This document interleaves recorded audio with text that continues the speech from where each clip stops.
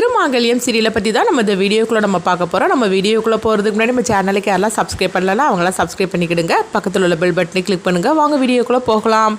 திருக்கிட்ட கவிதா சொல்கிறாங்க, இந்த பிரச்சனைக்கு காரணமே தினேஷ் அப்படின்னு சொல்லவே இது கேட்டதுமே திரு கோபத்தோடு வராங்க. வந்ததுமே தினேஷை போட்டு பயங்கரமாக அவங்க கேள்வி கேட்க ஆரம்பிச்சிருவோம். அப்போ தினேஷ் சொல்கிறாங்க, அங்கே பாரு திரு, இதெல்லாம் இங்கே நடக்கிறது சகஜமாக்கும், இதை போய் நீ பெரிய பிரச்சனையாக நீ பேசிகிட்டு இருக்கிற அப்படின்னு சொல்லவும், அதுதான் யாருக்கும் எதுவும் ஆகலைல்ல அப்படின்னு சொல்லிட்டு இருக்கும்போதே எவ்வளோ பெரிய விஷயம் நடந்திருக்குது, நீ என்னென்னா அப்படி அசால்ட்டாக பேசிகிட்டு இருக்கிறீ அப்படின்னு சொல்லிட்டு திரு தினேஷை போட்டு திட்டிகிட்டு இருக்கவும், உடனே என்ன ஆச்சு அப்படின்னு புரியாமல் எல்லாருமே திருன்னு முடிச்சுட்டு இருக்கிறாங்க. அப்போ என்னதான் நடந்துச்சு அப்படின்னு சொல்லி கேட்டுட்டு இருக்கவும், இவன் இந்த மாதிரிக்கு கம்சன் காசுக்கு ஆசைப்பட்டு இப்படிலாம் பண்ணியிருக்கிறான் அப்படின்னு சொன்னது இது கேட்டதுமே எல்லாரும் பதற ஆரம்பிச்சிருந்தாங்க.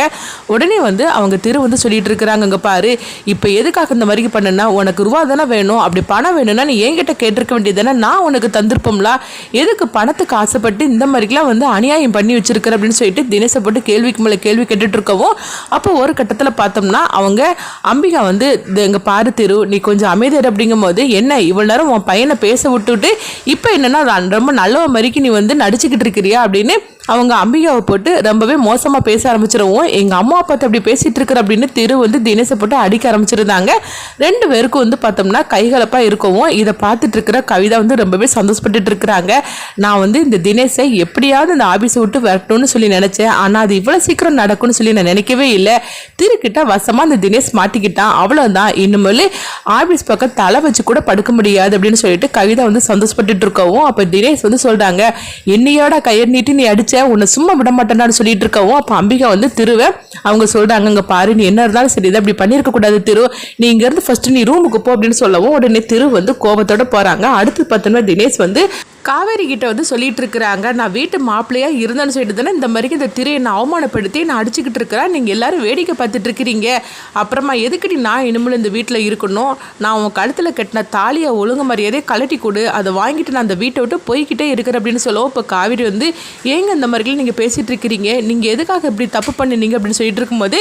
நான் என்ன தப்பு பண்ணேன்னு அப்படின்னு சொல்லி கேட்டுட்டு இருக்கவும், நீங்கள் இப்படி கமிஷன் காசு வாங்கினால எவ்வளோ பெரிய பிரச்சனை ஆகி போச்சுது, அதனால தானே தெருவுக்கு கோவம் வந்துச்சு அப்படிங்கும்போது, உனக்கு தெரியுமா நான் அப்படி கமிஷன் காசு வாங்கினதை நீ பாத்தியா, என்ன தேவலம் இந்த மாதிரிக்கு பழியை என் மேலே சுமத்திக்கிட்டு இருக்கிறீங்களா அப்படின்னு சொல்லிட்டு இருக்கவும், இதுக்கு மேலே இந்த வீட்டில் நான் இருக்க மாட்டேன் அப்படின்னு சொல்லிட்டு அவங்க தினேஷ் போகவும், அப்போ எல்லாரும் தடுக்கிறாங்க. அப்போ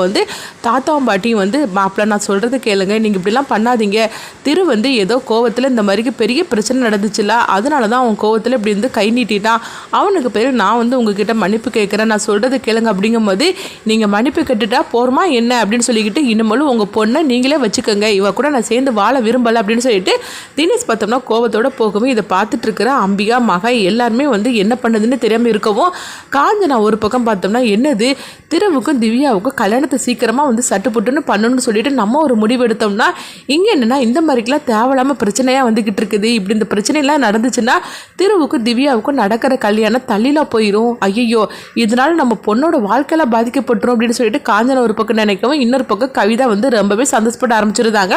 அப்போ கவிதா பார்த்தோம்னா கௌதமுக்கு ஃபோன் பண்ணவும், கௌதம் என்ன கவிதா அங்கே என்ன ஆச்சு அப்படின்னு சொல்லி கேட்டுட்டு இருக்கவும், என்ன ஆச்சா எல்லாம் சூப்பராக நடந்துச்சுது, அந்த தினேஷ் இந்த வீட்டை விட்டு போயிட்டா அப்படிங்கிறாங்க. இது கேட்டதுமே அவங்க கௌதம் சந்தோஷப்பட ஆரம்பிச்சிட்டாங்க. என்ன கவிதா சொல்லிட்டு இருக்கிற, அந்த தினேஷ் வீட்டை விட்டு போயிட்டான் அப்படிங்கும்போது, ஆமா திரு இந்த மாதிரிக்கு அவனை போட்டு அடிச்சிட்டான், அதனால இன்னும் இந்த வீட்டுக்கே வரமாட்டேன்னு சொல்லிட்டு தினேஷ் வீட்டை விட்டு போயிட்டான் அப்படின்னு சொல்லவும், இவ்வளோ சீக்கிரம் இதெல்லாம் நடக்கும்னு சொல்லி நம்ம கொஞ்சம் கூட எதிர்பார்க்கவே இல்லை அப்படின்னு சொல்லிட்டு இருக்கவும், எப்படியோ நம்ம நினைக்கிறதுக்கு மேலேயே நடந்து போச்சுது அப்படின்னு சொல்லிட்டு சந்தோஷப்பட்டுட்டு இருக்கிறாங்க. அடுத்து இங்கே பார்த்தோம்னா அம்பிகா திருட்ட சொல்கிறாங்க, திரு இந்த மாதிரிக்கு தினேஷ் வீட்டை விட்டு போயிட்டா இருப்பா அப்படின்னு சொல்லவும், அவன் போகட்டும், அவன் எதுக்காக இங்கே இருக்கணும் அப்படின்னு திரு கோவத்தோட பேசிட்டு இருக்கவும், அப்போ மகா பார்த்தோம்னா அவங்க பேசுறது நின்று கேட்டுட்டு இருக்கிறாங்க. அப்போ அம்பிகா சொல்கிறாங்க, அங்கே பாரு, நீ தினேஷை மட்டும் நினைக்காத, காவிரியும் நினச்சிப்பாரு, அவள் வாழ்க்கையை நினச்சிப்பாரு, காவிரி இப்போ ஒரு குழந்தைய சுமந்துக்கிட்டு இருக்கிறான், இந்த மாதிரிக்கு நேரத்தில் தினேஷ் அவளை விட்டு போனாக்கி நல்லாவா இருக்கும், அது மட்டும் இல்லாமல் காவிரி அழுதுகிட்டே இருக்கிறா, தினேஷ் பண்ணின தப்புக்கு காவிரி என்னப்பா பண்ணனா, அவள் ரொம்பவே நல்ல பொண்ணு, அது மட்டும் இல்லாமல் கவிதா கூட அவள் இப்படிலாம் கொஞ்சம் சட்டுப்புட்டுன்னு பேசுவா, நான் காவிரி அப்படி கிடையாது, அவளை பற்றி தான் உனக்கு தெரியும்ல, அவள் வாயிலா பூச்சிப்பா, அதனால நான் சொல்கிறது கேளு, நீ மட்டும் கொஞ்சம் அமைதியாக இருந்திருந்தேன்னா அந்த பிரச்சனையை நம்ம பேசி முடிச்சிருக்கலாம் அப்படின்னு சொல்லவும், என்னம்மா நினச்சிட்டு இருக்கிறீங்க, அங்கே எவ்வளோ பெரிய விஷயம் நடந்திருக்குது, அப்படி இருக்கும்போது அதை பற்றி கொஞ்சம் கூட புரிஞ்சிக்காம அவர் என்னன்னா அசால்ட்டாக பேசிட்டு இருக்கிறாரு அப்படிங்கமோ, நீ சொல்கிறதுல எனக்கு தெரியுதுப்பா, ஆனால் என்ன பண்ணுறதுக்கு, காவிரியோட வாழ்க்கை வாழ்க்கை இதில் அடங்கி இருக்குதுல்ல, அதை பற்றி நம்ம நினைக்கணும்ல அப்படின்னு சொல்லிட்டு அவங்க வந்து இந்த மாதிரிலாம் பேசுகிறத பார்த்துட்டு உடனே திரு வந்து அவங்க அப்படியே அம்பிகாவை பார்க்குறாங்க. அம்மா உங்களை பற்றி இப்படி தப்பாக பேசும்போது நான் எப்படிமா நான் கேட்டுக்கிட்டு இருக்க முடியும் அப்படிங்கும்போது, பரவாயில்லப்பா ஒரு குடும்பம்னா பிரச்சனைலாம் இப்படி வரதான் செய்யும், ஆனால் அதுக்காக வந்து நம்ம இப்படி சட்டுப்புட்டு நம்ம பேசி நம்ம வந்து கை வாங்கிட்டனால இப்போ பாரு எவ்வளோ பெரிய பிரச்சனை நடந்து போச்சுது, தினேஷ் வீட்டை விட்டே போயிட்டாம்பா அப்படின்னு சொல்லிட்டு இருக்கவும் இது கேட்டதுமே திருவுக்கு என்ன பண்ணதுன்னே தெரியல. அம்மா சொல்றதுல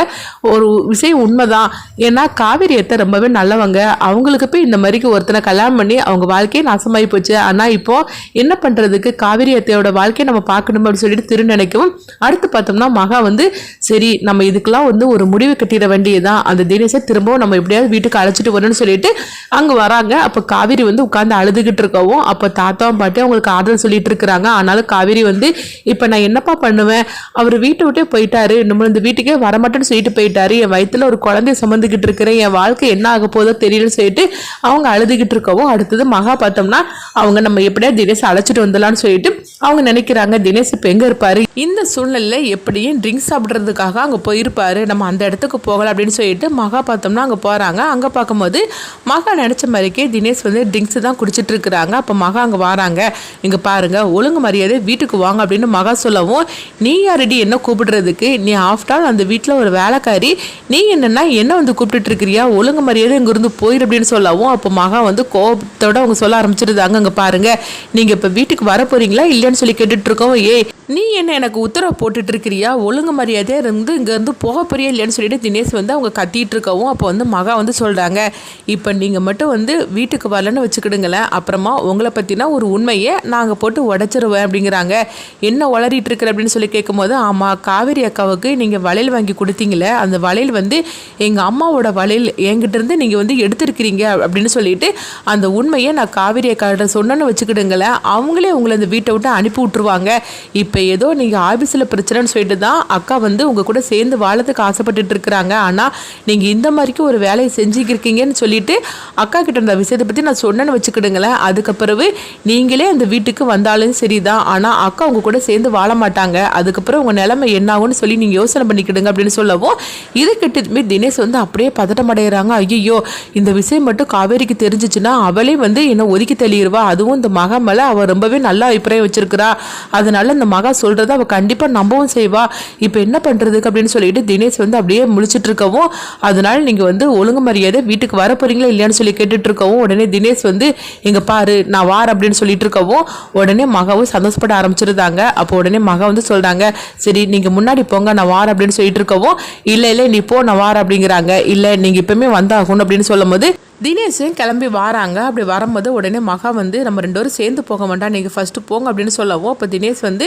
அவங்க திரும்பவும் வீட்டுக்கு வந்துடவும், தினேஷை பார்த்ததுமே காவேரி வந்து வந்துட்டிங்களா அப்படின்னு சொல்லிட்டு கேட்டுட்டு இருக்கவும், அடுத்தது பார்த்தோம்னா வந்து இது எல்லாத்தையும் மேலே நின்று திரு வந்து பார்த்துட்டு இருக்கிறாங்க. அப்போ திரு வந்து நினைக்கிறாங்க, என்னது